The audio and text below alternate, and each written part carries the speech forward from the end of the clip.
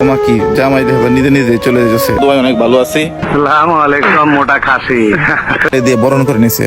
আর অন্যদিকে জামাইয়ের সঙ্গে যাওয়া মানে কিন্তু আসলে কে নিবেন? হ্যাঁ দিই নাই টাকা দেখি দেখি কি বড় সাহেব আমাদের গামায় শেষ।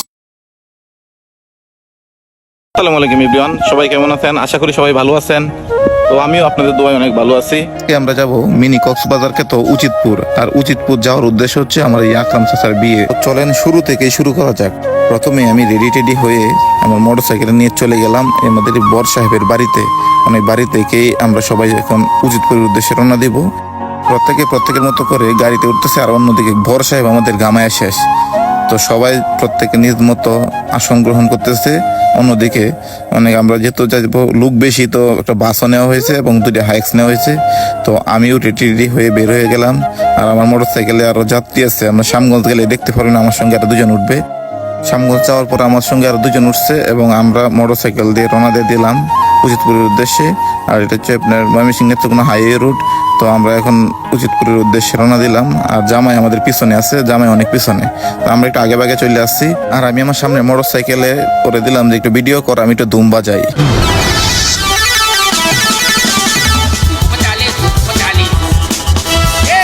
রাস্তার মাঝে একটু ব্রেক নিলাম, কারণ আজকে যেহেতু শুক্রবার, তো আমাদের জুম্মার নামাজটা আদায় করে নিলাম এখানে একটা রাস্তার পাশে একটা মসজিদে। নামাজ শেষে আবার রওনা দিলাম, উদ্দেশ্য হচ্ছে কনের বাড়ি। তো আমরা জামাই পৌঁছানোর আগে আমরা কনের বাড়িতে পৌঁছায় গেলাম। যেহেতু আমরা একটু আগে ভাগে পৌঁছায় আসছি, তো তেমন একটা মানুষ নাই কনের বাড়িতে। তো আমরা আমাদের মোটরসাইকেলগুলো পার্কিং করলাম। মোটরসাইকেল পার্কিং করা শেষে আমরা একটু সার্বিক পরিস্থিতি পর্যবেক্ষণ করার জন্য চতুর্দিকে একটু চোখ বুলালাম। তারপর যতটুকু বুঝলাম যে আমাদের লোক সংখ্যা আসুক বা না আসুক, টেবিল যদি খালি থাকে তো আমরা খেতে বসে পড়বো। কারণ বিয়ে বাড়িতে জামার সঙ্গে গেলে যত আগে সম্ভব খাওয়া যায়, যত পিছাইবেন তত লস। তো এই মাথার মাঝে এই চিন্তাটা ঘুরতেছিল। তারপর আর কি বিসমিল্লাহ বলে আল্লাহর নাম নিয়ে আমরা খেতে বসে গেলাম। খাবার খেতে বসলাম। খাবার খেতে বসে আমরা একটা মিস্টেক করছি, যেটা আমরা খাওয়া শেষে শুনতে পারলাম আর কি, যে ওনারা ভাবছে আমরা মনে এলাকার মানুষ। তো আমরা জামাইয়ের সঙ্গে আসছি যে ওটা ওনারা জানে নাই। তো ওনারা বলতেছে আপনার জামাইয়ের সঙ্গে আসছেন, তো আপনার পরে খাইতেন, আগে খাইছেন। তো আপনার জন্য স্পেশাল খাবার ছিল, তো আমরা স্পেশাল খাবারটা আর কি মিস করে গেছি আর কি। তারপর খাওয়া শেষ করে শুনলাম যে আমাদের জামাই সাহেব চলে আসছে। তো আমরা জামাই সাহেবকে রিসিভ করতে গেলাম গেটের সামনে। কি জামাই দেখো নিজে নিজে চলে গেছে। তো জামার বিয়ের তারা মনে হয় বেশি, তাই নিজে নিজে নামে চলে গেছে, কেউ নামাইতে আসে নাই। কারণ আমাদের এলাকায় তো আবার জামাইকে অনেকে আবার আংটি দিয়ে নামাইতে আসে। জামাই নামার পরে শুরুতেই বিচ্ছু বাহিনী জামাই কাটকাইছে, জামাইয়ের আসন দখল করে বসে আছে। তো ওদেরকে কিছু টাকা টোকা দিয়ে সেটা তারপর জামাই বসলো এবং বসে জামাই এবং জামাইয়ের বোন জামাইটা শরবত খাইতেছে। আর অন্যদিকে আমাদের যে বাসের যাত্রী ছিল তারাও চলে আসছে এর মাঝে। আর এরই মাঝে শেষ হইলো আমাদের গেটের প্রথম আনুষ্ঠানিকতা। তো দ্বিতীয় আনুষ্ঠানিকতা শুরু হবে এখনই। আবার ওদের নিয়মগুলো কিরকম জানি, আমরা কিন্তু গেটের মাঝে একবারে জামাইকে আটকায় এবং একবারে আবার ছেড়ে দেওয়া হয়, কিন্তু ওদের কাছে দুইবার এই দ্বিতীয় আনুষ্ঠানিকতা শুরু হয়েছে। আর এটাই হচ্ছে সবচেয়ে ইন্টারেস্টিং একটা আনুষ্ঠানিকতা। তো মহিলারা ফুল নিয়ে আসছে এবং শরবত নিয়ে আসছে। তো ওরা শরবত দিবে এবং জামাইয়ের গলায় ফুলের মালা দিয়ে বরণ করে নিবে এবং কিছু এর মাঝে কিছু টাকা হাতিয়ে নিবে আর কি। অবশ্য ওনারা ফল ফ্রুট এবং শরবত এবং মিষ্টি ভালোই আনছে, ওনারা পর্যাপ্ত পরিমাণে আনছে। এখন হচ্ছে জামাইয়ের লাল ফিতা কাটার পালা। তো জামাই ফিতা কাটতেছে, সবাই ওনাকে করা হাতের তালে দিয়ে বরণ করে নিছে। আর অন্যদিকে উনি গলায় মালা দিয়ে বরণ করেছে। আর এই মালা দেওয়ার উদ্দেশ্যে আরেকটা কথা বলতে চাই, যে এই মালা দেওয়াতে ওনার কত টাকা হাতিয়ে নিতেছে দেখেন, একটা মালার দাম কত টাকা। এখন দেখবেন আপনি গেটের ইন্টারেস্টিং পার্ট ওইটা, তাই আমি বেশি বক করবো না। কে নিবেন? হ্যাঁ দিই নাই টাকা দেখি দেখি কি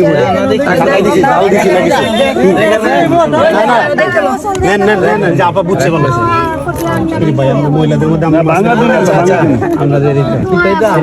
চকলেট মকলেট খাই কি করবো এটা নেন রে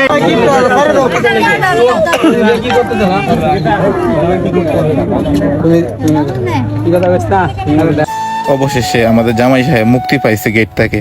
আর গেট থেকে মুক্তি পাওয়া মানে যুদ্ধ জয় করা শামিল আর কি। আসসালামু আলাইকুম মোটা খাসি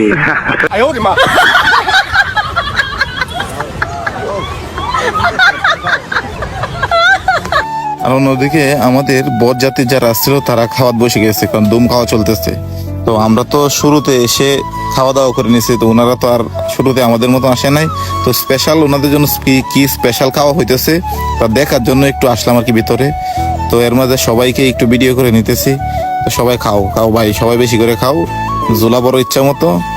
তো জামাইয়ের সঙ্গে যাওয়া মানে কিন্তু আসলে যে কিরকম পরিবেশে বিয়ে করতেছে ওইটা দেখা, আর মেইন পার্ট হচ্ছে খাওয়া দাওয়া। তো আমরা বরযাত্রীর সঙ্গে যাই মনে হয় যে খাওয়ার জন্য, তো খাওয়া যদি ঠিকঠাক না হয় তো আমাদের মন খারাপ হয়। তাই প্রত্যেকের খাওয়া দেখেন যে ছেলেটা হাসতেছে, আসলে খাওয়া পাইলে কে না হাসে, ডান কিংবা বাম কোন দিকে কেউ তাকাইতেছে না, শুধু খাইতেছে। তো আসলে জামাইয়ের সঙ্গে যাওয়া মানে এই খাওয়া, তো আমরা এটাই বুঝি। আর অন্যদিকে আমাদের জামাই কাকু খাইতেছে, তো জামাই কাকু খাইতেছে ওনাদের আরো পার্সোনাল কয়েকজন লোক সঙ্গে নিয়ে, বোন জামাই আছে ওনাদের সঙ্গে নিয়ে খাইতেছে জামাই কাকু। তো জামাই কাকু ভাবতেছে যে ওনারা সবাই খাইতেছে, তো আমি একলা বসে থাকবো, তো এই চিন্তা করে জামাই কাকু খাইতেছে। আর আমার জামাই কাকু যে বাড়িতে বিয়ে করতেছে ওই বাড়িটার পরিবেশটা একটু দেখাইতেছে আপনাদেরকে। ওদিকে ওনাদের খাওয়া দাওয়া ভিডিও করতে গিয়ে তো আমি শেষ, আমি একবার গামায় একবার শেষ হয়ে গেছি। তো এখন আমরা যাবো একটু উচিতপুর মিনি কক্সবাজার। তো যেহেতু এই স্থানটাতে যেহেতু আসছি, আমি আরো 4 বছর আগে আসছিলাম এখানে, তো ওই সময় আসছিলাম ঘোরাফেরার উদ্দেশ্য। তো এখন যেহেতু আসছি বিয়েতে, তো এই স্থানটা একটু ঘুরে ফিরে দেখে যাইতেছি। তো অনেক ভালো একটা পর্যটন স্পট, কিন্তু এখন জানি কেন এখন পর্যটক শূন্য থাকে একবারে। তো এটা আসলে সঠিক কারণ আমি বলতে পারবো না, আমার মনে সিন্ডিকেট। কারণ এই আমরা যে ব্রিজটাতে উঠছি, ওই ব্রিজটাতে উঠার জন্য উনি বলতেছে যে 20 টাকাতে টিকিট কাটা লাগবে ব্রিজে উঠতে হলে। রে ভাই, এই একটা ব্রিজে উঠতে গেলে 20 টাকার টিকিট কাটা লাগে, এই কারণে পর্যটক স্পটের এই অবস্থা। তারপর আবার চলে আসলাম আমরা কনের বাড়িতে, কারণ এখন আমরা যেহেতু আগে ভাগে আসছি, তো আমরা আগে ভাগে চলে আসবো। আর আমার গাড়ির আসলে কি আমার নিজের ড্রাইভিং লাইসেন্স নাই, কাগজপত্র ঝামেলা আছে, একটু নিয়ে গেছিলাম না। তো তাই আর কি একটু আগে ভাগে চলে আসতেছি, যে আমরা নান্দাইল হইয়া এদিক দিয়ে শাহগঞ্জ হয়ে গরিপুর হয়ে চলে আসবো। তো এই কারণে আর কি একটু আগে ভাগে রওনা দিয়ে দিতেছি। আমাদের সঙ্গে আরেকটা বাইক ছিল, তো ওরাও রওনা দিয়ে দিবে এখন আমাদের সঙ্গে আর কি। আবার অন্যদিকে অনেকে আবার কমেন্ট করে জানাইতে পারেন যে বিয়ের কোনে কই। আসলে বিয়ের কোনেকে আমি আসলে ভিডিওর মধ্যে না আনাটাই ভালো মনে করি, কারণ একটা সময় দেখা যেত আমরা বিয়ের কোণে দেখার জন্য একবার পাগল হয়ে যেতাম বিয়েতে যাওয়ার পর, কিন্তু এখন আর ওই ইচ্ছাটা জাগে না। তাই আর বিয়ের কোনেকে আর ভিডিও